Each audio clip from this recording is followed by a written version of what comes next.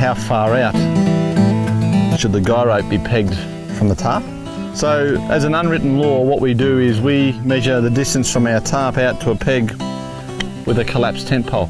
I literally lay that at the eyelet, and that's where we measure where the guy rope's going to go. So the first thing we do, we have a tent peg. And that tent peg we want to run in on an angle away from the tarp.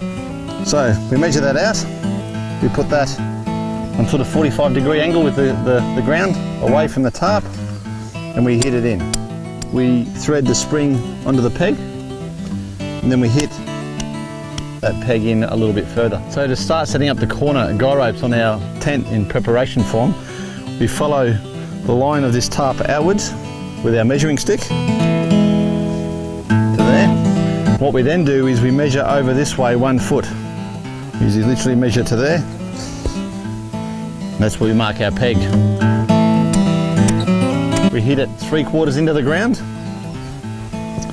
We thread the spring from our loosened guy rope, ready to go, onto the peg. We hit it home. We do the same with the next one. We measure down the tarp. Out. We measure 1 foot over.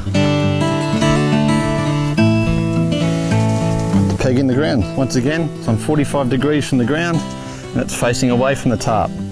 We hit it 3/4 of the way in. Once we've got it 3/4 of the way in, we thread our spring on.